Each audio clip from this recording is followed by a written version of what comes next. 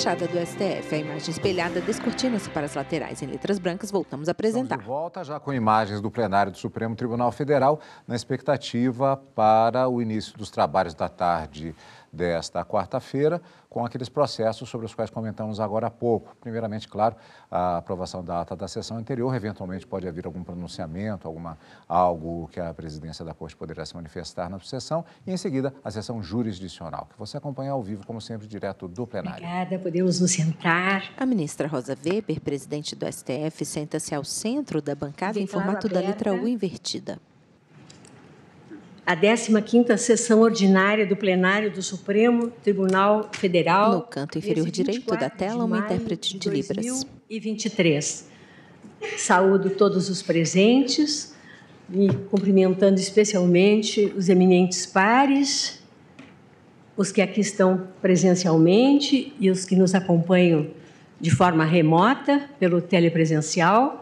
Saúdo a senhora vice-procuradora-geral da República, doutora Lindora Araújo, as senhoras e os senhores servidores e aqueles que também se encontram presentes e nos assistem da mesma forma pela TV Justiça e de forma remota. Passo de imediato a palavra à senhora secretária para a leitura da ata da sessão anterior. Ata da 15ª Sessão Extraordinária do Plenário do Supremo Tribunal Federal, realizada em 18 de maio de 2023. Carmen Lilian Oliveira de Souza, assessora-chefe do plenário, está em pé à direita da ministra Rosa Weber. Tem pele clara, cabelos castanhos com pontas alouradas, lisos, longos. Usa toga preta por cima do blazer branco e da blusa preta. Justificadamente, o senhor ministro Dias Toffoli. Vice-procurador-geral eleitoral, Dr. Paulo Gustavo Gonet Branco. Abriu-se a sessão às 14h29, sendo lida e aprovada a ata da sessão anterior. Alguma observação, retificação a ser feita na ata? Nada havendo, declaro-a aprovada. Passo aos registros. Em primeiro lugar, registro a presença dos estudantes das seguintes instituições de ensino: Fundação Escola Superior do Ministério Público, de Porto Alegre, Rio Grande do Sul. Onde é que estão? Aqui. Alguns estudantes acenam para a ministra. Estão sentados nas poltronas caramelo da plateia. Hoje eu estou assim com assistência gaúcha expressiva. Sejam muito bem-vindos. Alguns dos convidados acenam positivamente com a cabeça. Também a presença de magistrados e servidores dos tribunais de justiça dos estados do Pará, Mato Grosso e Amazonas e do Tribunal Regional do Trabalho da 18ª Região, Goiás, participantes da primeira edição do projeto Imersão. A ministra Rosa Weber tem pele branca, cabelos louríssimos, lisos e curtos, usa óculos de armação escura arredondada. O Superior Tribunal de Justiça. Registro de uma maneira especial. Ela veste toga preta sobre blusa preta e lenço colorido estampado ao redor do pescoço. Os doutores Davi Jacob Bastos, juiz de direito, integrante da comissão. A plateia encontra-se quase que totalmente preenchida. Dr. César Augusto Paiva Rodrigues, juiz auxiliar da vice-presidência. Também o doutor Antônio Nicolas Godinho de Souza Cavalcante, assessor jurídico do NUGEPNAC, e especificamente quanto ao Tribunal de Justiça do Estado de Mato Grosso, ministro Gilmar Mendes, eu faço o registro da presença da desembargadora Maria Erotides Knaip, vice-presidente do Tribunal e presidente da Comissão Gestora de Precedentes, além dos juízes auxiliares da vice-presidência, doutor Paulo Márcio Soares de Carvalho, Dr. Gerardo Humberto Alves da Silva Júnior. Agradeço a presença de todos, renovo o que disse anteriormente, muito bem-vindos ao Supremo Tribunal Federal e espero que a nossa sessão seja proveitosa a todos.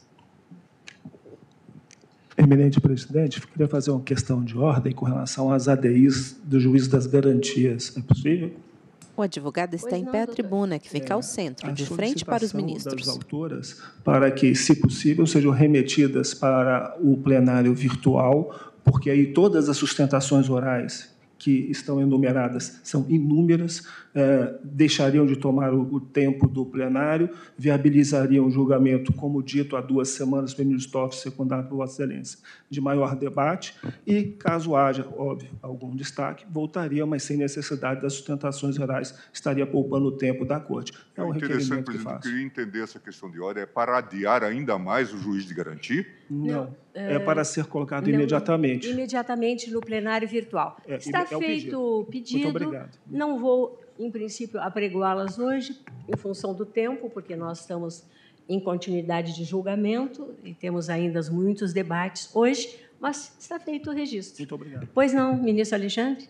Presidente, até aproveitando essa questão, eu... Ministro Alexandre de Moraes, à esquerda na bancada. De regimento, algo que eu já havia dito anteriormente, que no caso de sustentações orais já feitas no plenário virtual, o julgamento começaria já com voto imediato do relator, para que nós não tivéssemos que recomeçar tudo novamente. Então, eu já encaminhei à comissão, a presidência do nosso ministro Luiz Fux. Senhora presidente. Pois não, doutor Toron. Cumprimentando Vossa Excelência, seus eminentes pares. O advogado está em pé à tribuna. Eu falo em nome do Partido Solidariedade, uma das entidades habilitadas como amigo da Corte. E quero expressar a Vossa Excelência, cumprimentando também o doutor Alberto Pavy, a nossa contrariedade em relação a essa questão de ordem. Nós consideramos fundamental que o julgamento se dê da forma mais ampla, de forma pública, para que nós possamos nos expressar, olhando os julgadores, enfim, exercendo aquilo que é a coisa mais comezinha, que é o poder de persuasão, e tendo um debate público, amplamente público. É isso, senhora presidente. Muito obrigado. Senhora presidente, obrigada. Se Vossa Excelência me permite. Pois não. Rapidamente, só uma palavra pela ordem. Ministro Luiz Fux, à direita na bancada. O juiz das garantias, ele foi adiado a pedido do Parlamento, que no Estado Democrático de Direito é a instância hegemônica. Ele foi pautado por mim, eu recebi a comissão do Congresso Nacional que tratava dessa questão. Essa lei do juiz de garantia surgiu do nada para entrar em vigor em 30 dias durante o recesso, quando, então, eu recebi uma comissão do Parlamento que me pleiteou que não levasse a julgamento, porque eles gostariam de, eventualmente, ou trazer um diploma próprio ou trazer junto ao Código de Processo Penal. Então, eu precisaria trazer essa informação. Com relação à questão de ordem, eu vou, evidentemente, Vossa Excelência que vai decidir como presidente da Corte. Sim, presidente, só para dizer que isso sequer questão de ordem Ministro Gilmar Mendes, à esquerda. E deve ser julgada aqui. Quanto a parlamento pedir, estranho que o parlamento tenha decidido a matéria, tenha votado lei, a não ser que a lei tenha sido votada a sorrelfa e nós não saibamos, mas é disso que se cuida. Acho que é importante que o tribunal decida essa matéria, até porque é a única forma de organizar a fuga para frente decente do judiciário. Quando nós verificamos os episódios de Curitiba, presidente, eu não quero aprofundar isto, nós sabemos que hoje a tal República de Curitiba tem porões e tem esqueletaços dentro disto. Tudo que se sabe é ruim em relação a isto. Portanto, a única forma de organizar a fuga para frente é reorganizando o judiciário, é evitando esse tipo de parceria, de sociedade entre promotor e juiz. E a única forma de fazê-lo é via juiz de garantia. O mais é pensamento do possível. Eu não tenho em Diamantina, eu só tenho um juiz. Portanto, lá não haverá juiz de garantia. São Paulo já fez isso, o ministro Alexandre demonstrou bem. Então, se trata de uma discussão. Outra, é interessante que se insista, eu fico constrangido, sabe, doutor Pavy? Fico constrangido que venha esse tipo de questão que está nos impedindo, inclusive, de tratar do tema que nós temos que tratar. Obrigada, ministro Gilmar. Eu agradeço aos advogados, fizeram as suas manifestações, qualificaram como uma questão de ordem, sequer apregoei, mas a forma é irrelevante. Eu ouvi e decidirei. Vamos dar continuidade. Mais alguma coisa que eu tenha esquecido? Não, a eleição não é. Não, é agora a eleição. E agora, ministro Alexandre, eu noticio a Vossa Excelência e aos demais ministros que eu recebi do Tribunal Superior Eleitoral um ofício nos seguintes termos. Tenho a honra de informar a Vossa Excelência o término dos mandatos dos ministros efetivos deste Tribunal Superior Eleitoral, Sérgio Banhos e Carlos Orbach, para o segundo biênio e o primeiro biênio, para os fins do artigo 119, 2 da Constituição Federal. Sem mais para o momento, aproveito, renovo. Levar estima e distinta consideração. O especial apreço de Vossa Excelência, né? Sem dúvida, por mim e pela Corte, né? Suprema, que Vossa Excelência integra com tanto brilho. Eu, atendendo, então, a esse ofício, noticio que vamos realizar agora a eleição para essas duas vagas, essas duas cadeiras de juristas no Tribunal Superior Eleitoral, que eu gosto de chamar sempre o Tribunal da Democracia, como de fato o é. Peço à senhora secretária que libere os links para a votação dos ministros presentes e os que, inclusive de forma remota, para que possamos fazer a votação. Lembro aos colegas que temos que votar em 4 nomes, porque são 2 listas. Liberou? A ministra Rosa Weber manuseia o celular.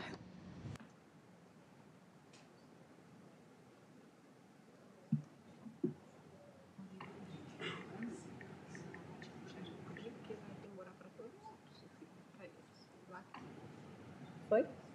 Não, eu não chegou, ela mandou para o encaminhasse para os gabinetes se encaminharem para os ministros?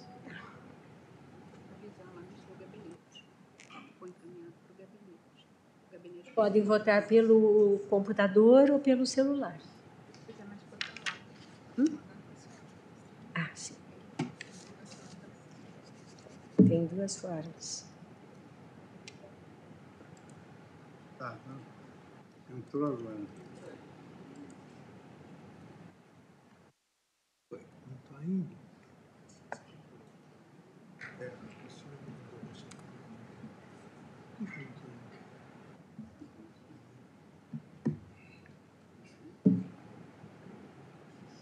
Chegou? Está tendo algum problema? O ministro Gilmar não recebeu.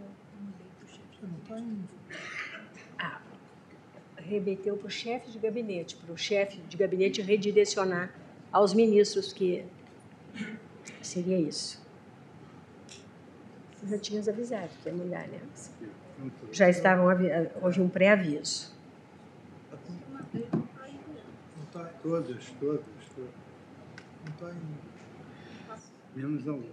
Não está indo. Eu também não recebi.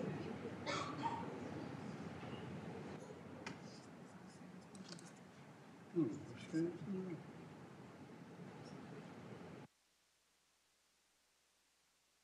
não está indo. Não, presidente, acho que deu algum problema, porque Ministro Alexandre de colocaram Moraes. as opções em branco como perguntas obrigatórias. Então, votando nos 4 primeiros, não está liberando. Então, acho que vai ter que refazer a cédula. Foi feita... as opções em aberto não são perguntas obrigatórias. Então, nós não estamos conseguindo liberar o voto. A senhora secretária vai refazer e, mais adiante, suspendemos a eleição e, mais adiante... A ministra Rosa Weber sorri.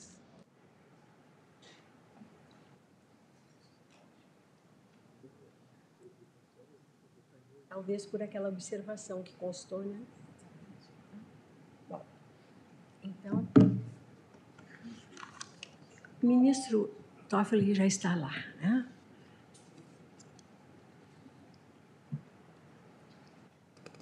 Chama julgamento para continuidade a ação penal 1025, sob a relatoria do ministro Edson Fachin e tendo como revisor o ministro Alexandre de Moraes, em que autor o Ministério Público Federal e réus Fernando Afonso Collor de Mello, Pedro Paulo Bergamache de Leone Ramos e Luiz Pereira Duarte de Amorim.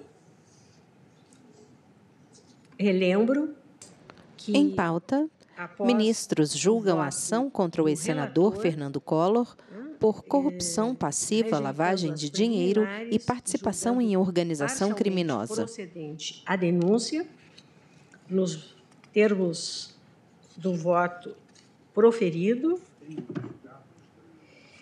e do voto do ministro Alexandre de Moraes, acompanhando o relator quanto às condenações, e, na sequência, com o voto do ministro André Mendonça, acompanhando o relator na rejeição das preliminares, mas divergindo em parte quanto ao mérito, do voto do ministro Nunes Marques, acompanhando o relator na rejeição das preliminares, mas julgando improcedente a ação penal, decretando a absolvição de todos os réus quanto a todos os crimes, do voto do ministro Luiz Roberto Barroso, acompanhando o relator quanto às condenações, mas entendendo quanto ao delito de lavagem de capitais, que houve um único crime antecedente e uma única cadeia de continuidade delitiva, e dos votos dos ministros Luiz Fux e Carmen Lúcia, que acompanhavam o relator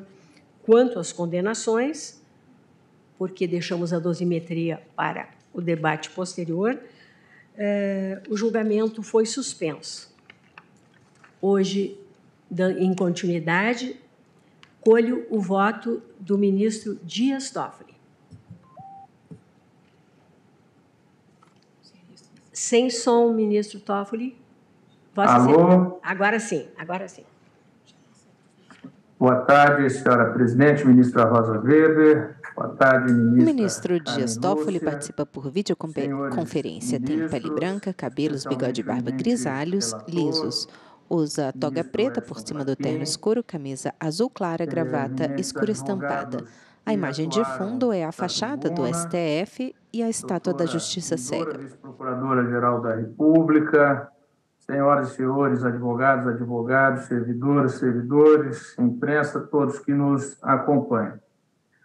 Farei uma rápida menção às votações anteriores e depois destacarei do meu voto especificamente, de uma maneira mais aprofundada, uma distinção que farei entre organização criminosa e associação. Por isso, eu vou pedir licença, senhora presidente, para tomar alguns minutos dos eminentes colegas e do tempo da corte para esse julgamento. Pois bem, assim como os eminentes colegas já o fizeram, eu também afasto as preliminares que foram suscitadas, acompanhando, a partir do relator, os votos já proferidos quanto a elas. Em relação aos três conjuntos de fatos, quais sejam corrupção passiva, lavagem de dinheiro e organização criminosa descritos na denúncia, já considerado o aditamento pelo eminente relator, Sua Excelência concluiu por comprovada a prática de crime de corrupção passiva majorada pela prática de ato de ofício, artigo 317, parágrafo 1º do Código Penal, pelos réus Afonso Collor de Mello e Pedro Paulo Bergamache de Leone Ramos, em face da viabilização no exercício da função de senador da República, da atuação espúria de sociedades empresárias nos contratos celebrados no âmbito da BR Distribuidora S.A., a partir da influência exercida sobre diretores da aludida Sociedade de Economia Mista, no âmbito dos contratos de construção de bases de combustíveis com a UTC Engenharia S.A. Também de crime de lavagem de dinheiro. Artigo 1º, caput da Lei 9613 de 98, pelos réus Fernando Collor e Luiz Amorim, também na modalidade majorada pela incidência da causa especial, realmente prevista no parágrafo 4º do mesmo artigo, por haver comprovação nos autos de que os atos de lavagem de capitais foram praticados por intermédio de organização criminosa por dois conjuntos de fatos, em face dos quais, na dosimetria da pena, aplicou a regra do crime continuado, artigo 71, e, em sequência, concurso material, artigo 69.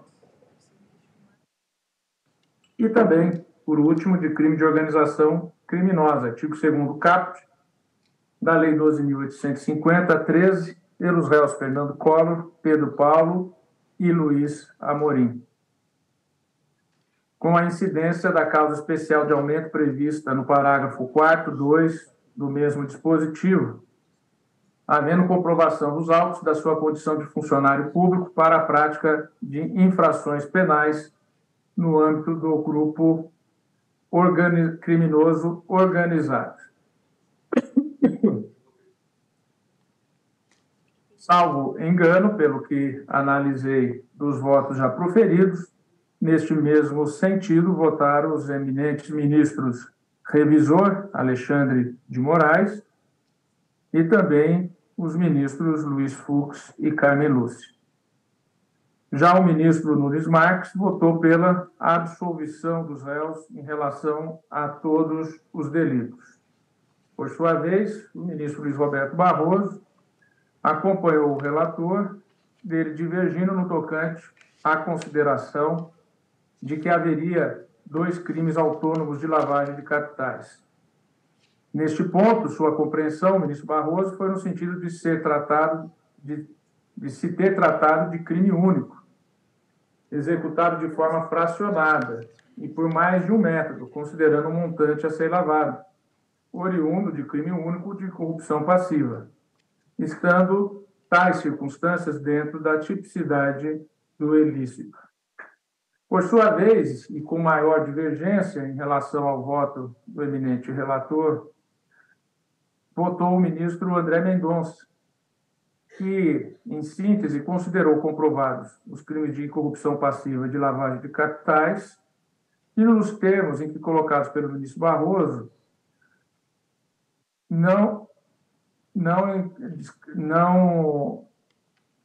nos termos colocados pelo ministro Barroso, também entendeu por um único crime de lavagem.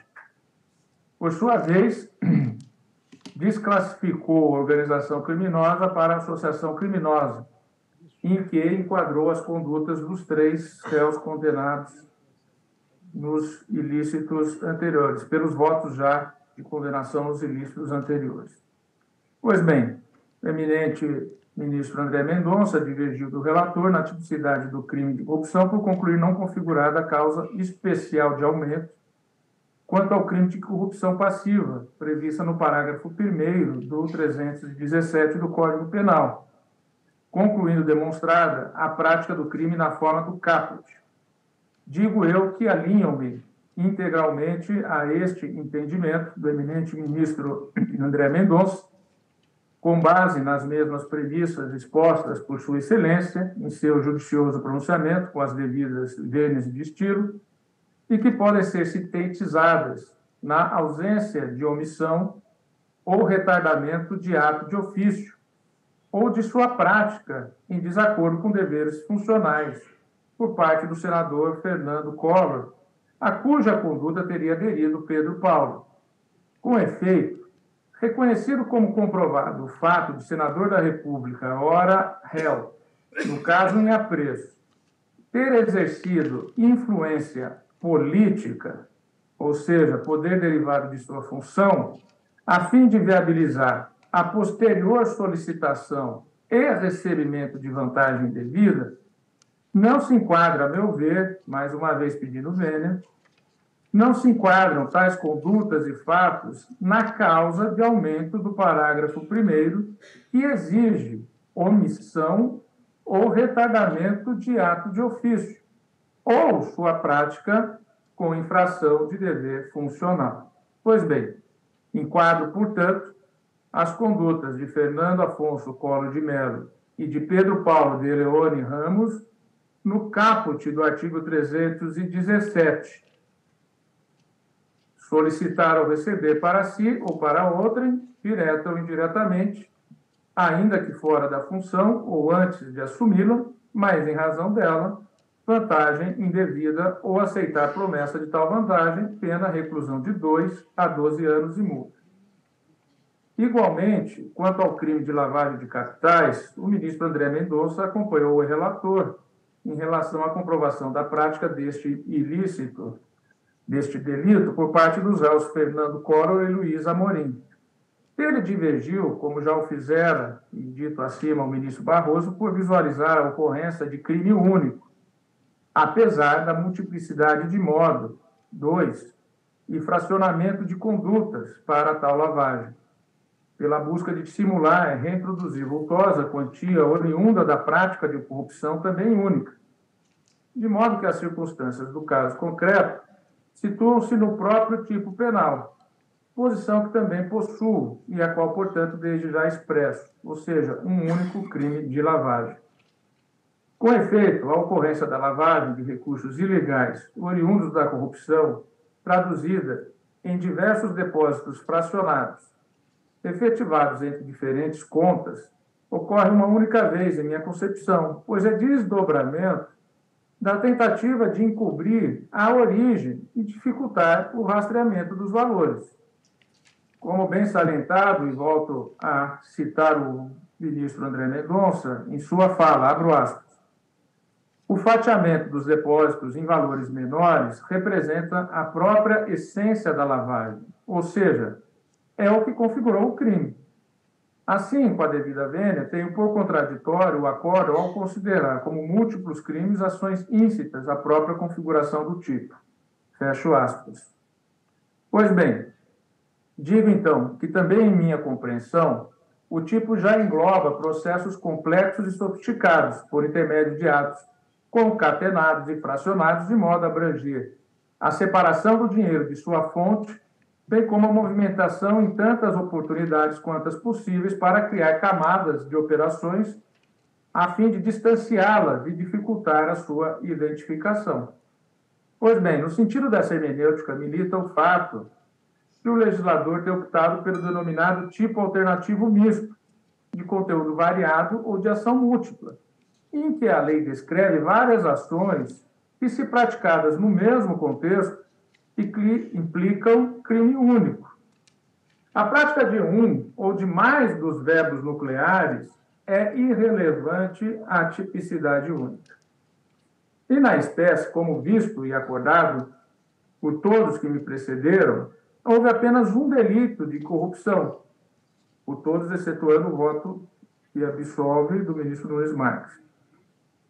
Houve apenas um delito de corrupção em relação ao qual a vantagem devida foi aceitada desde o início, em determinado valor.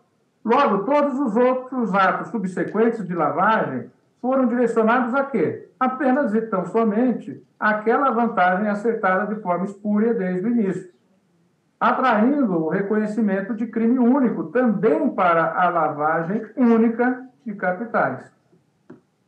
Outro sim, ainda restou excluída por Sua Excelência o ministro André Mendonça, a quem continua a referir por ter exarado compreensão dos fatos em sentido idêntico ou parecido com o que possuo, qual seja a causa de aumento prevista no parágrafo 4º do artigo 1º da Lei 9.613 de 98. Cito o dispositivo. Parágrafo 4º.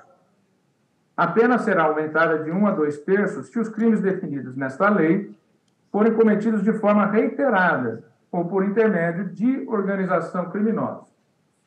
Para tanto, Sua Excelência considerou apenas um crime, não vários cometidos de forma reiterada, sendo de sua própria essência o parcelamento de depósitos. 2, não ter sido comprovada a prática por meio de organização criminosa. Posicionou-se ainda neste tópico pela inviabilidade de se aplicar esta causa de aumento ao crime em apreço e, na sequência, condenar os réus pelos mesmos fatos na figura própria, organização criminosa.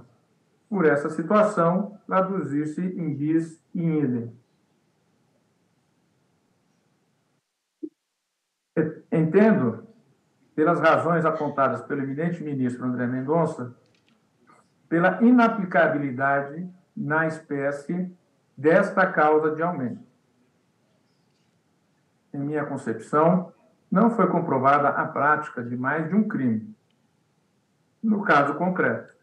Igualmente, não restou demonstrada a prática de lavagem de capitais por meio de organização criminosa, ainda que admitisse hipoteticamente configurada a ORCRIM.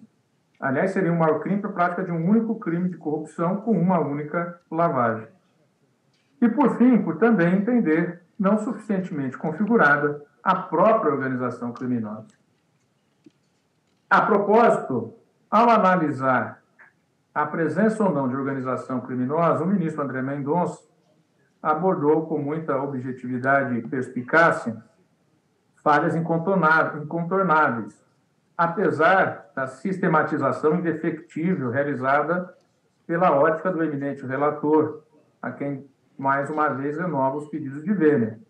Mas, a meu ver, em sua configuração em relação aos réus, não há a demonstração, seja na denúncia, seja muito menos nas alegações finais ou no conjunto probatório da sua presença. Como disse, um único crime aqui apontado. Vota o ministro Dias Toffoli, por videoconferência. Criminosa, eu penso que vai muito além do que aquilo que se está aqui demonstrado. O eminente ministro André Mendonça destacou, em síntese, a necessidade de indicação de características próprias, elementares do tipo, nas condutas de cada integrante apontado como pertencente à organização criminosa. O que não se visualizou, bem como contradição interna na argumentação da hipótese acusatória, ao imputar ao réu Fernando Collor posição de comando na organização, em face de pessoas, notadamente Alberto Youssef e Ricardo Pessoa, que reconhecidamente pela própria PGR, neste processo e em outras ações análogas, relacionavam-se sem nenhuma hierarquia com diversos outros núcleos políticos. Destaco, abro aspas. Ressalte-se também que, sabidamente, como já verificado em outros casos, o chamado núcleo empresarial ou econômico também se relacionou com outros núcleos políticos, isto é, com outros partidos e com outros núcleos administrativos. Outro sim, o chamado núcleo financeiro, aqui representado por Alberto Youssef, também se relacionava, como já se viu, em processos análogos com outros núcleos políticos. Daí que é questionável a real hierarquia que Fernando Afonso Collor de Mello possuiria sobre os diferentes núcleos, assim como a real estabilidade da organização para o fim de, reiteradamente, cometer crimes. E volto a dizer aqui, um único crime de corrupção, um único de lavagem. Nesse sentido, nos parece que havia uma efetiva estabilidade e organização clara e permanente dentro do núcleo político, particularizada nos presentes autos, o qual era mesmo comandado por Fernando Collor de Mello. Mas não restou, a meu ver, e com a devida vênia às posições em contrário, suficientemente comprovada a estabilidade e a permanência de uma estrutura organizada para o fim de se cometerem crimes, e não apenas um ato de corrupção específico existente entre os diferentes núcleos. Fecho a citação. Pois bem, compartilho das premissas indicadas e da conclusão que o conduziram ao desclassificar as condutas dos réus para o crime de associação criminosa, artigo 288, caput do Código Penal. Mas peço licença ainda para, neste ponto, tecer ponderações a reforçar, em minha ótica, a conclusão de absoluta inviabilidade dessa imputação no caso em apreço. A definição de organização criminosa é dada pela Lei 12.850/2013, no parágrafo 1º do artigo 1º. Abro aspas. Considera-se organização criminosa a associação de 4 ou mais pessoas estruturalmente ordenada e caracterizada pela divisão de tarefas, ainda que informalmente, com o objetivo de obter, direta ou indiretamente, vantagem de qualquer natureza, mediante a prática de infrações penais, cujas penas máximas sejam superiores a 4 anos ou que sejam de caráter transnacional. Fecho aspas. Já as condutas mediante as quais se configura a organização criminosa são aquelas previstas no artigo 2º caput da Lei 12.850, por verbos ou ações múltiplas. Vejamos, artigo 2º. Promover, constituir, financiar ou integrar pessoalmente ou por interposta pessoa organização criminosa. Pena, reclusão de 3 a 8 anos e multa sem prejuízo das penas correspondentes às demais infrações penais praticadas. Fecho aspas. Do teor dessas duas normas, extrai-se que o enquadramento das ações promover, constituir, financiar ou integrar depende de que exista a prévia associação de 4 ou mais pessoas estruturalmente ordenada e caracterizada pela divisão de tarefas, ainda que informalmente, com o objetivo de obter, direta ou indiretamente, vantagem de qualquer natureza, mediante a prática de infrações penais, cujas penas máximas sejam superiores a 4 anos, ou que sejam de caráter transnacional. É dizer, a contrário senso.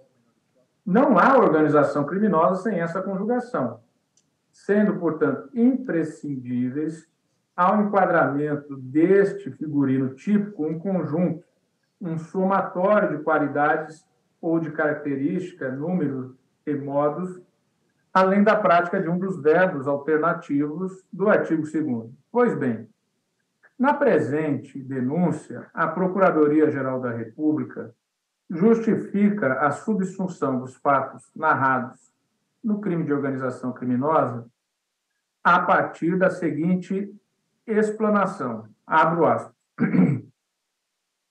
No caso, no decorrer das investigações objeto do inquérito 3883-DF, constatou-se a existência de uma organização criminosa implantada na Petrobras Distribuidora S.A., BR Distribuidora, entre os anos de 2010 e 2014, pré-ordenada à prática, principalmente, de crimes de peculato, corrupção ativa e passiva e lavagem de dinheiro. O grupo em questão, comandado pelo senador Fernando Afonso Collor de Mello, era estruturado em 4 núcleos. A. Núcleo administrativo, formado por diretores e funcionários de alto escalão da BR Distribuidora, que ocuparam seus cargos por indicação político-partidária e que, nessa condição, praticaram ilegalidades em contratos celebrados em benefício de determinadas empresas conforme orientação direta ou indireta do parlamentar que os apadrinhara. B.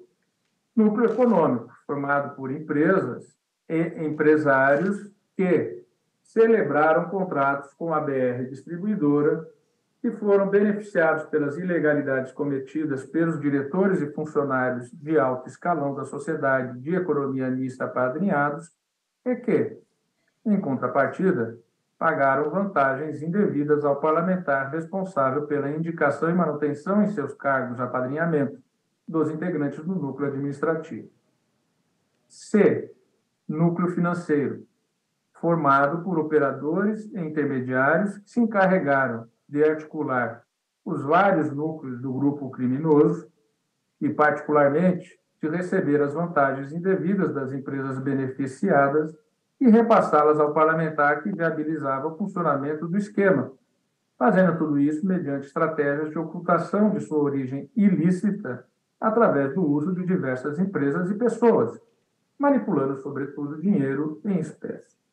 de núcleo político, formado pelo senador responsável pela indicação e manutenção em seus cargos dos diretores e funcionários de alto escalão da BR Distribuidora, que, sob orientação sua, principalmente por meio do seu operador particular, cometeram ilegalidades que beneficiariam empresas contratadas pela Sociedade de Economia Mista, bem como pelos auxiliares que colaboraram diretamente para o recebimento de vantagens indevidas pelo parlamentar em questão, como contrapartida pela viabilização do funcionamento do esquema. Fecho a citação da denúncia. Pois bem, digo então, de acordo com a peça inicial ainda, abro aspas, os elementos dos autos indicam que, além dos denunciados, integram a organização criminosa João Mauro Bosqueiro, Alberto Youssef, Federico Negromonte Filho, Jaime Alves de Oliveira Filho, Rafael Ângulo Lopes, Adir Assad, Roberto Trombeta, Rodrigo Morales, Ricardo Ribeiro Pessoa, Luiz Cláudio Caseira Sanches, Demétrio Zacarias de Iuana, José Zonis e Marcos Aurélio Frontin Santana.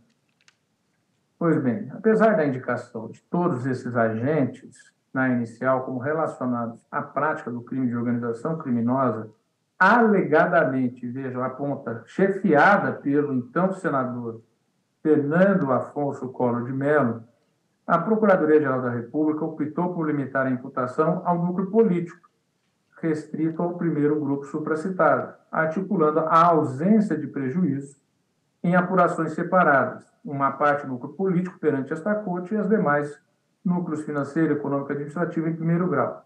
Nesse sentido, argumentou, abro aspas, em situações de coautoria, portanto, o normal seria manter no Supremo Tribunal Federal o processo somente em relação ao senador Fernando Afonso Collor de Mello. No entanto, e na linha da absoluta excepcionalidade de que trata os precedentes do Supremo Tribunal Federal, apesar de não serem titulares de foro por prerrogativa de função, os demais denunciados apresentaram condutas estreita e essencialmente vinculadas ao parlamentar em referência, auxiliando diretamente no recebimento e na ocultação de valores de origem ilícita relacionadas ao esquema. Pela essencialidade da produção das provas ao longo do processo e sua análise ao final, exatamente para não prejudicar a produção das provas e especialmente ocasionar prejuízo relevante à prestação jurisdicional, afigura-se fundamental que Luiz Pereira Duarte de Amorim, Cleverton Melo da Costa, Fernando Antônio da Silva, Thiago e Pedro Paulo Bergamaschi de Leone Ramos tenham o mesmo tratamento processual de Fernando Afonso Collor de Mello, sendo todos processados conjuntamente perante o Supremo Tribunal Federal.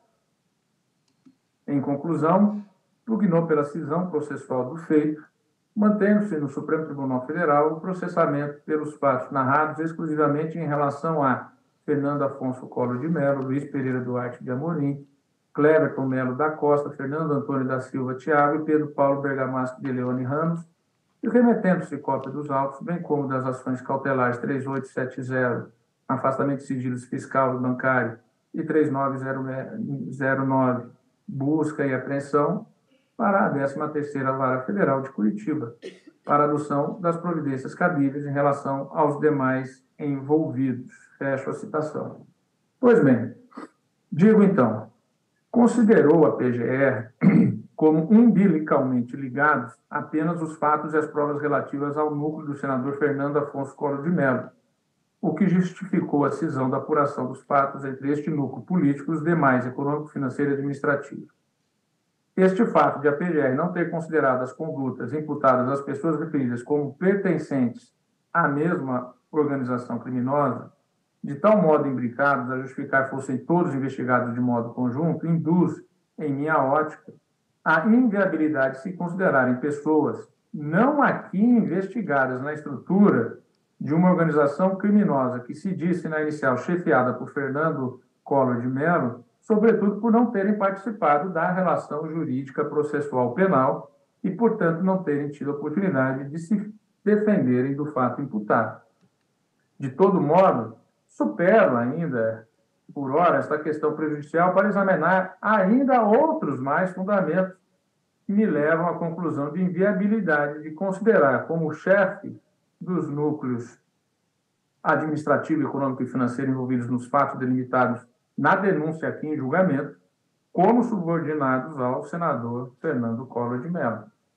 Para além da primeira inconsistência, que já fora apontada no voto do eminente ministro André Mendonça, de Alberto Youssef e seus funcionários, e Ricardo Pessoa e seus subordinados terem cometido os mesmos delitos com integrantes de outros núcleos políticos, segundo a hipótese acusatória, ainda há mais. Aponta-se nos presentes autos Vander Lobé, também parlamentar à época, filiado ao Partido dos Trabalhadores, e Ademar Chagas da Cruz, seu suposto intermediador, como integrantes da mesma organização.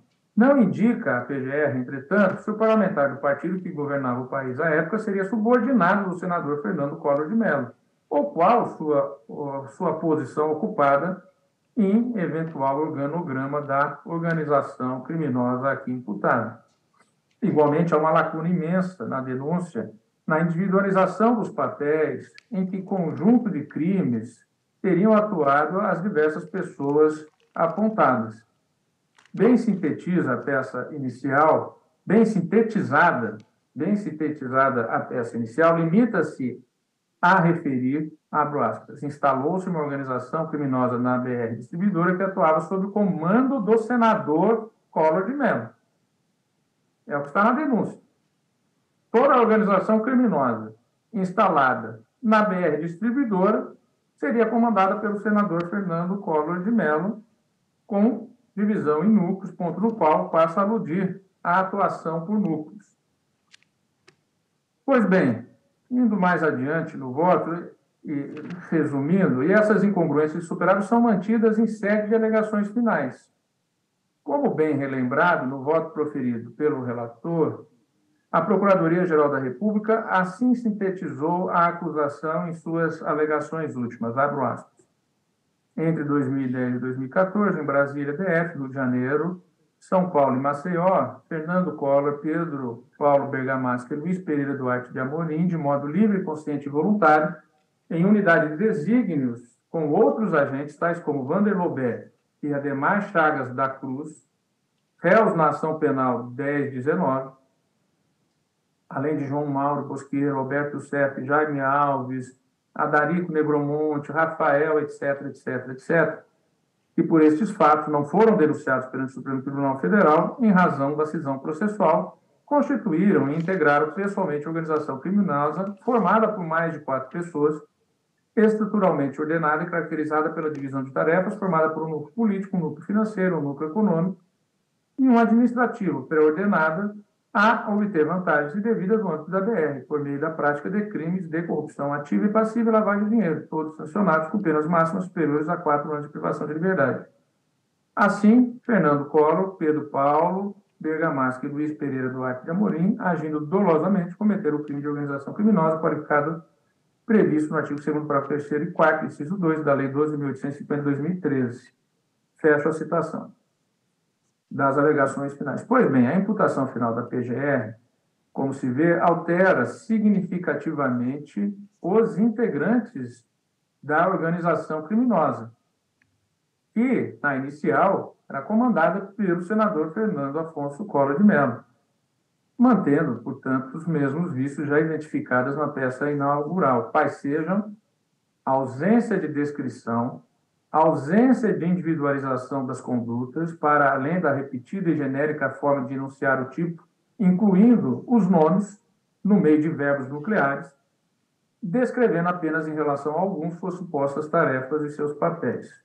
Pois bem, nas alegações finais, há indicação na qualidade integrante da organização do senador Collor, de pessoas que, evidentemente, eram funcionários ou subordinados a figuras recorrentes na denominada Operação Lava Jato. Ministros julgam ação contra o ex-senador Fernando Collor por corrupção passiva, lavagem de dinheiro e participação em organização criminosa. Vota o ministro Dias Toffoli. E outro doleiro, o intermediador, Fernando Antônio Falcão Soares, Fernando Baiano, cujas tarefas eram semelhantes às de Alberto Youssef, e há diversos diretores da BR Distribuidora, da Petrobras, Luiz Cláudio Caseira Sanches, José Zones, Andurte de Barros Duarte Filho, e Nestor Severo. Por fim, indicam-se como integrantes da organização, configurada no cenário destes autos, alegadamente subordinadas ao senador Fernando Collor, segundo a hipótese acusatória, Alberto Youssef e Ricardo Ribeiro Pessoa, os quais, já consoante a descrição fática, notoriamente não eram, e isso é público e notório, não eram a eles subordinados. A propósito, a falta de congruência, até mesmo teórica, em diversas investigações e denúncias da PGR na citada operação, revela-se no fato de que o CEF e Pessoa fazem parte de outros inquéritos e ações penais, como mantendo idênticas ou semelhantes relações e praticando os mesmos tipos penais, corrupção e lavagem, com diversos outros agentes políticos, dos mais variados partidos, sem, no entanto, serem apontados como integrantes daquelas organizações criminosas. Ora bem, nos presentes autos, ambos foram considerados integrantes da organização criminosa, mas uma organização criminosa chefiada pelo senador Fernando Collor para cometer um único crime de corrupção e um único de lavagem. Abro aspas. Diversamente do que se constatou ao final da instrução criminal levada a efeito na ação penal 1019, o conjunto probatório produzido nesses autos, já exaustivamente analisado no decorrer deste voto, é apto a dar suporte à narrativa acusatória exposta na denúncia, no sentido de que os acusados, de fato, integravam um grupo organizado destinado à prática de crimes no âmbito da BR Distribuidora, por meio dos quais oferiram vantagem indevida de natureza pecuniária. Conforme já demonstrado nos tópicos antecedentes, no ápice da estrutura organizada se encontra o acusado Fernando Afonso Collor de Mello, que se utilizou da influência político-partidária para promover indicações às diretorias da BR Distribuidora S.A. e, com a adesão dos respectivos diretores indicados, criar facilidades para a celebração de contratos pela aludida Sociedade de Economia Mista com empresários que anuíram ao propósito delituoso do grupo. Para garantir o distanciamento dos atos materiais que culminaram na obtenção de vantagens indevidas, o aludido parlamentar federal contou com a participação do acusado Pedro Paulo Bergamasco de Leone Ramos, o qual era responsável por aproximar diretores da BR Distribuidora S.A. e representantes das sociedades empresárias dispostas ao pagamento de propina, bem como arrecadar os recursos devidos em favor do grupo. Nessa tarefa, e no exclusivo interesse do senador da República, Fernando Afonso Collor de Mello, atuou também o acusado Luiz Pereira Duarte de Amorim, a quem cabia o efetivo recebimento das parcelas de vantagens devidas destinadas ao primeiro, executando ainda os atos materiais voltados à ocultação da origem dos recursos e disponibilização para posterior utilização, como se ilícito fosse. A estrutura organizacional do grupo criminoso contou ainda com a expertise e os serviços financeiros paralelos prestados por Alberto Youssef, que viabilizou a distribuição das vantagens devidas entre os seus integrantes. O conjunto probatório evidenciou ainda a adesão de Ricardo Pessoa aos propósitos espúrios do grupo, anuindo ao pagamento de vantagem devida para obter facilidade na celebração de contratos na qualidade de representante da UTC Engenharia S.A. com a BR Distribuidora S.A. No braço administrativo da organização criminosa, merece destaque a atuação de Luiz Cláudio Caseira Saches e José Zoni, ambos indicados às diretorias e rede de postos de serviço de operações e logística, respectivamente pelo senador da República, Fernando Afonso Collor de Mello, cujas responsabilidades deverão ser objeto de apuração pela autoridade judiciária competente no bojo da ação penal deflagrada como decorrência da cisão promovida nestes autos. Frises, por oportuno que a falta de pedido expresso de condenação por parte da Procuradoria da República no tópico correspondente das alegações finais ofertadas às folhas 6959 e 7032, no que diz respeito ao delito interno, não impede a aprovação de ato condenatório conforme norma autorizada que se extrai do artigo 285 do Código de Processo Penal. Bem definida a estrutura organizacional do grupo e demonstrado pelo conjunto probatório o dolo por parte de seus integrantes de sua utilização para a prática de infrações penais, se faz imperiosa a aprovação do ético condenatório. Fecho a citação. E digo, então, apesar dessa importante e bem feita sistematização que o eminente relator logrou realizar na sua ótica, restringindo as genéricas imputações da PGR a um grupo de pessoas em relação às quais nada se comprovou com a devida vênia no ponto de organização criminosa que eu estou a abordar, não havia, com a devida vênia, como, nos limites das fragilidades acusatórias, ir além, depreendendo a configuração das elementares típicas onde elas se revelam ausentes. Em minha concepção, portanto, ainda restaram deficiências insuperáveis como venho afirmando ao longo desse meu voto. Uma delas consiste na necessidade, enquanto elementar típica para a caracterização da organização criminosa, a presença de pelo menos 4 pessoas em unidade de desígnios voltada à prática de crimes por todos conhecidos e desejados, ao menos em dolo eventual. Na espécie, a acusação aponta, em um primeiro momento, na peça inicial, como integrantes da organização criminosa, além dos denunciados nesses autos, outras pessoas, como já citado acima,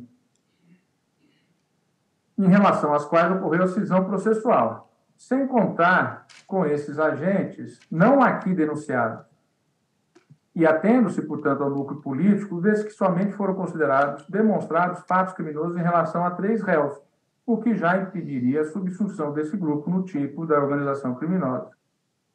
E esses 3 sob a liderança de senador Fernando Collor. No entanto, e como já adiantei, ainda que não se considere a cisão processual impeditiva do reconhecimento da organização criminosa, questão que superei apenas para abordar outras inconsistências no enquadramento típico, o fato é que também não foram demonstrados traços imprescindíveis à caracterização deste tipo penal grave como estruturação ordenada, hierarquia e subordinação e típica relação de dependência, relação de estabilidade e pluralidade de crimes perpetrados. Isso porque, embora tenham sido apontados os modos pelos quais cada réu praticou os crimes de corrupção, no caso de Fernando Collor e Pedro Paulo, de lavagem, no caso de Fernando Collor e Luiz Amorim, já considerados comprovados pela maioria já formada, tais condutas na espécie, no caso concreto, são insuficientes, a meu ver, para caracterizar também o tipo da organização criminosa. É dizer, por outras palavras, que o fato de os 3 terem praticado um crime de corrupção, 2 deles, e subsequente crime de lavagem de capitais, 2 deles, para branquear o valor obtido com o primeiro crime, com reconhecido auxílio de outras pessoas não processadas nesses autos reitéricos, não os torna automaticamente membros de uma organização criminosa. A propósito, cito César Roberto Bittencourt, abro aspas, uma simples reunião de pessoas que resolvam praticar alguns crimes e tampouco a ciente e voluntária reunião de algumas pessoas para a prática de determinados crimes, ainda consoante o autor, a reunião estável e permanente, que não significa perpétua, além de ordenada estruturalmente, que tenham como característica a divisão de tarefas, para o fim de perpetrar uma indeterminada série de crimes, como meio de obtenção de vantagem de qualquer natureza. É assim que ele conceitua e doutrina o tipo.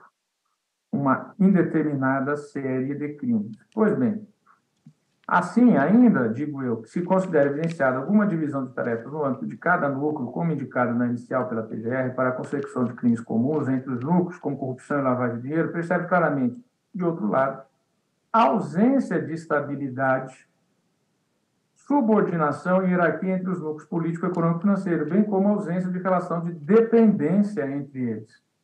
É dizer, por outro modo, os únicos núcleos em que se visualiza alguma hierarquia com certa subordinação e dependência são os núcleos políticos em relação aos núcleos administrativos.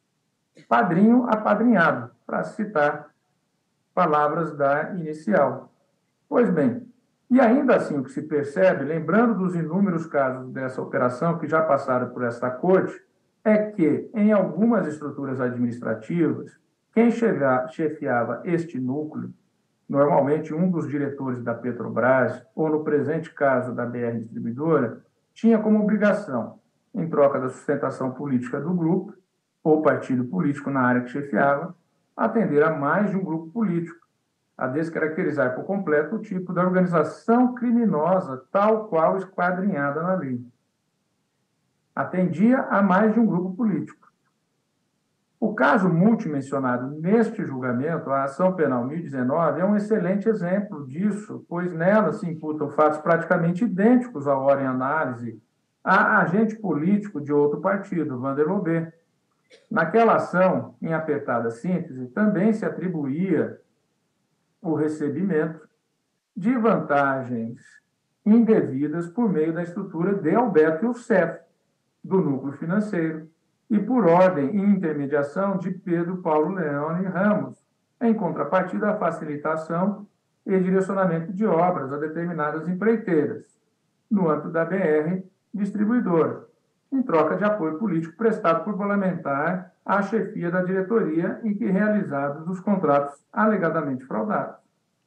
Este exemplo, daquele caso, Alhures, evidencia que sequer na relação entre os grupos políticos e administrativo havia estabilidade de subordinação, na medida em que tanto eram variáveis os protagonistas do núcleo político, ora parlamentares de um ou de outro ou de outros partidos, como do núcleo administrativo, pelas não raras trocas nos postos de chefia nas diretorias da empresa estatal. Tanto na ação penal 1019, em que os fatos foram considerados não suficientemente comprovados, e exatamente, a meu ver, como ocorre nestes autos, a sensação de que uma imputação gravíssima de organização criminosa, perceba-se que a pena para este crime se inicia em 3 anos, foi colocada ao final, sem descrever de forma satisfatória quem comandava a organização criminal, quem se subordinava a quem, e daí por diante. E essa sensação soa mais concreta quando a PGR deixa de pleitear nas disposições finais, embora não sendo, obviamente, condição, a condenação dos réus por este crime. Revela-se, digna de nota ainda, a ausência de participação de agentes de determinados núcleos, por exemplo, o administrativo e o econômico, em crimes perpetrados por outros, como ocorre, por exemplo, em relação à lavagem do numerário recebido pelos agentes políticos, de modo a indicar plasticidade e liberdade no modo de atuação interno de cada núcleo em suas relações com os demais, além de instabilidade nas estruturas, características incompatíveis com o figurino típico proposto.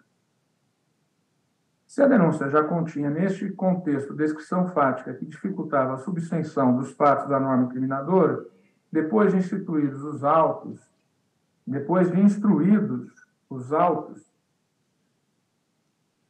a inviabilidade tornou-se absoluta, em minha ótica, mesmo. Vota o ministro Dias Toffoli. A ausência de dependência, hierarquia e subordinação é ainda mais evidente em relação aos núcleos econômicos formados pelas empreiteiras e financeiro, composto pelos operadores ou intermediários, responsáveis por receber os valores ilícitos dos empresários repassados aos entes políticos ou a seus emissários. Isso porque das duas umas, ou se visualiza uma única e imensa organização criminosa, formada por todas as estruturas que operaram em cada núcleo, ou seja, todas as empresas a quem se atribui pagamento de vantagens ilícitas, núcleos empresariais e econômicos, a todos os agentes políticos indicados, e a seus emissários, núcleos políticos, em troca de direcionamento ou facilitação em contratações de obras, núcleos administrativos, no âmbito de todas as estatais de sociedade de economia mista, Petrobras, BR Distribuidora, por meio de operadores ou doleiros, núcleos financeiros, e aí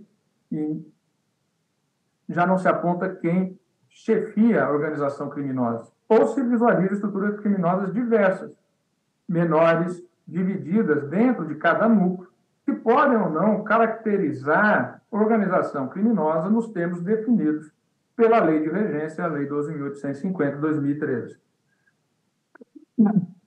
O que não me parece possível é, como fez a inicial, selecionar a partir dos crimes investigados nos presentes autos, especialmente depois da obtenção de provas mais robustas em relação à parte deles, já porque há absolvição de outras partes da denúncia, quem seriam os integrantes da organização criminosa a compor quórum juntamente com os réus destes autos em relação a quem foram localizadas provas e, em consequência, a proposta de condenação pelo fato de outros inicialmente denunciados terem sido absolvidos.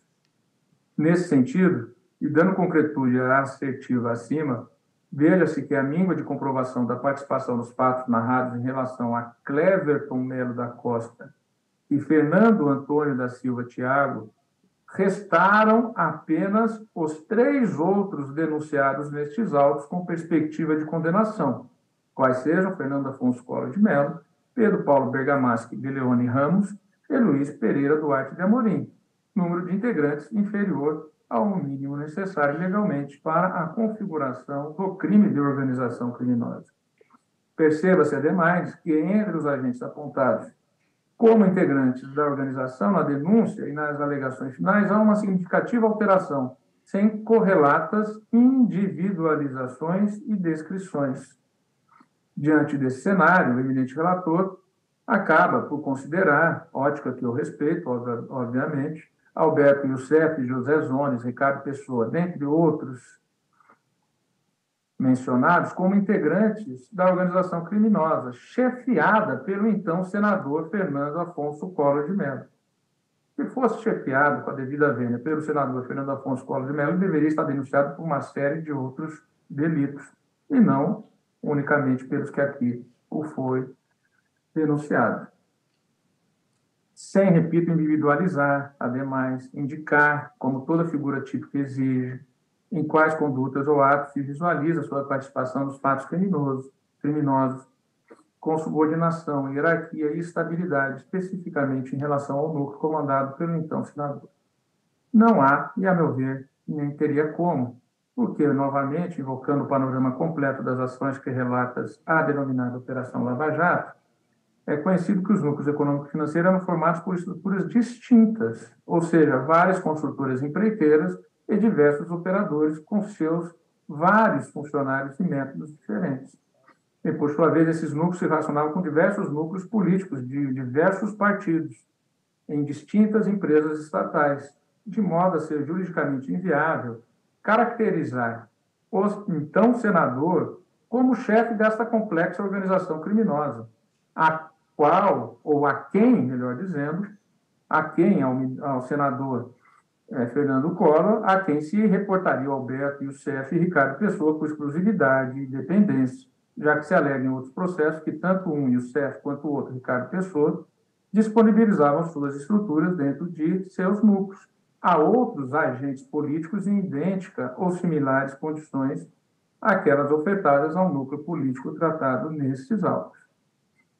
Por exemplo, como afirmar que Alberto Youssef e Ricardo Pessoa pertenciam à organização criminosa comandada, aqui dita pela PGR, por Fernando Afonso Collor de Mello, se em processos análogos se lhes imputam condutas similares ou idênticas relacionadas a outros agentes políticos pertencentes a outras agremiações político-partidárias.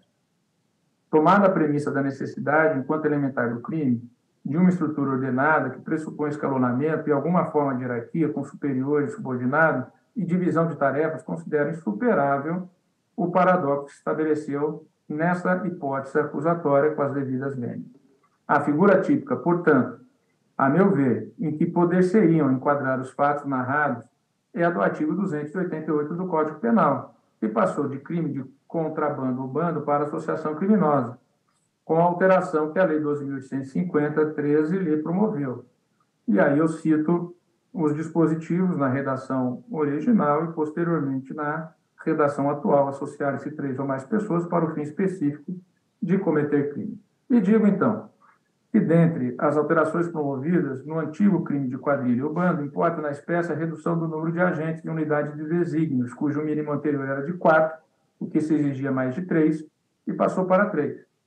Pois, no caso sob análise, não havendo elementos probatórios suficientes no tocante aos demais denunciados, restaram demonstradas as elementares típicas em relação a apenas 3 dos denunciados, Fernando Collor, Pedro Paulo e Luiz Amorim. Como bem ressaltou o eminente ministro André Mendonça em seu voto, tem ocorrido certa banalização no conceito de crime organizado, levando à prática abusiva no cotidiano forense de se denunciar por organização criminosa todo e qualquer concurso de mais de 3 pessoas, especialmente dos chamados crimes societários, em autêntico louvor a uma responsabilidade penal objetiva.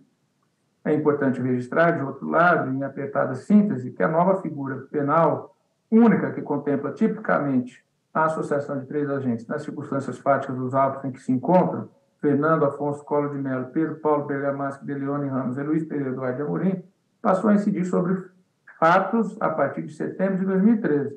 Da mesma maneira, a propósito, com o que ocorreria com a figura da organização criminosa notificada criminalmente antes da referida lei 12.850 de 2013.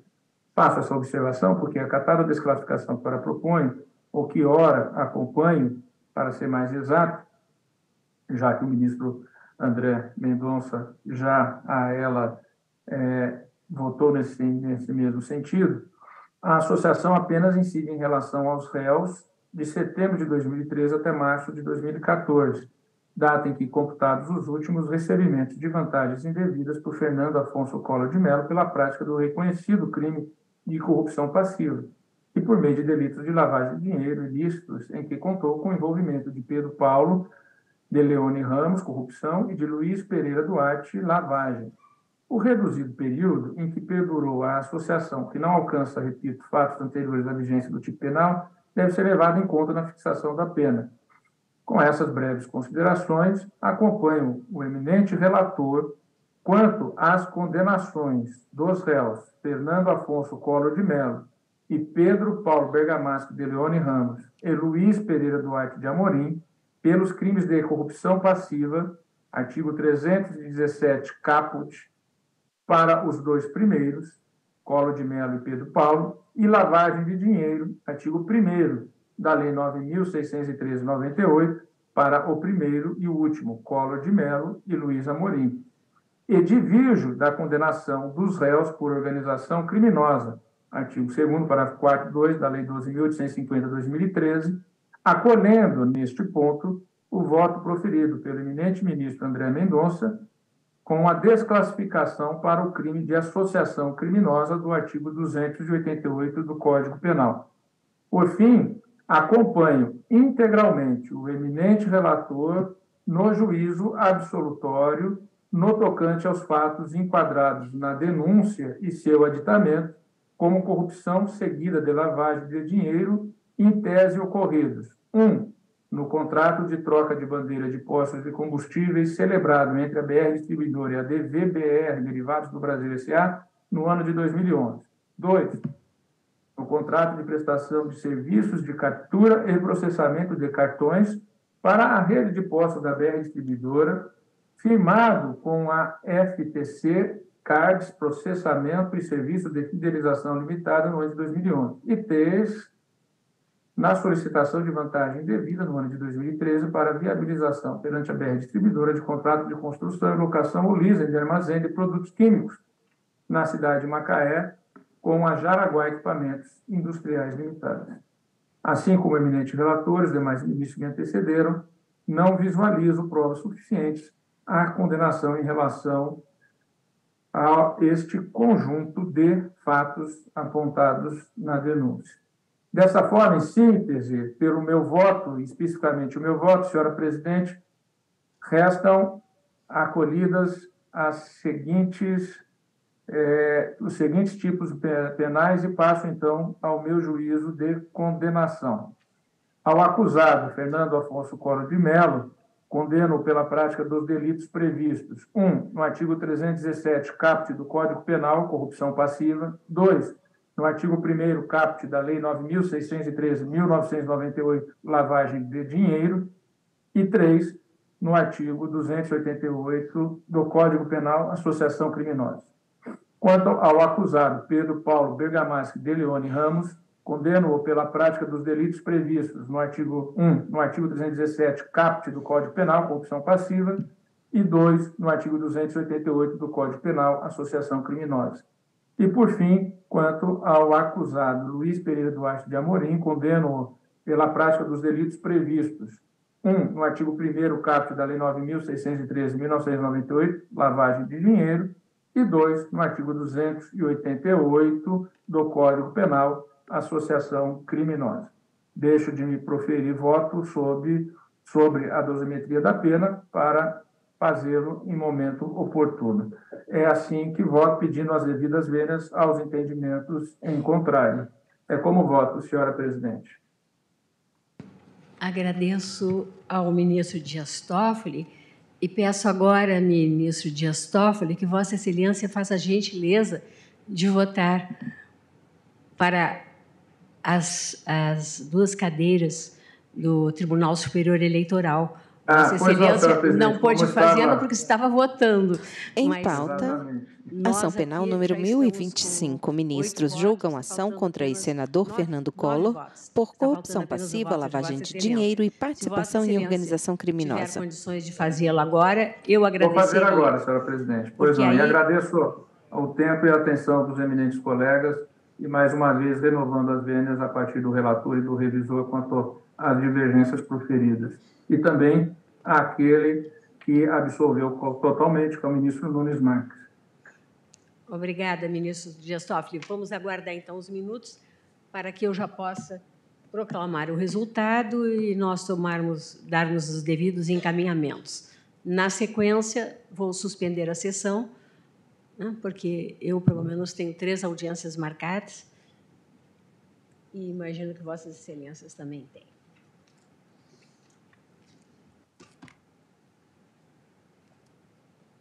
Penso que já computou, senhora presidente, só para informá-la.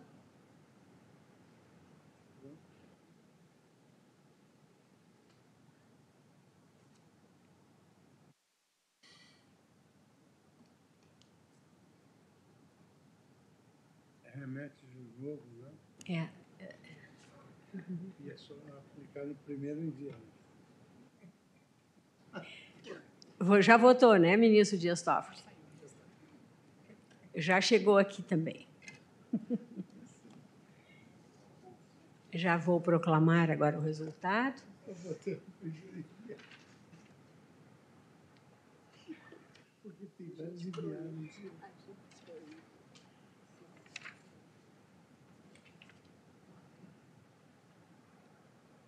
Não, mas só enviar.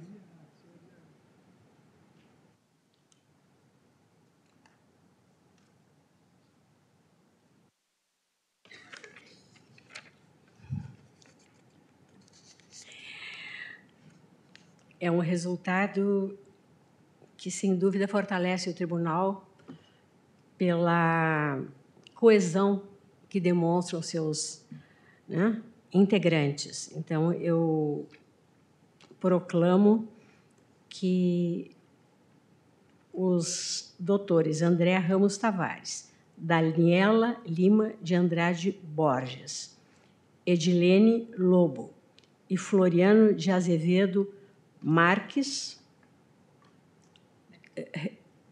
Neto, né?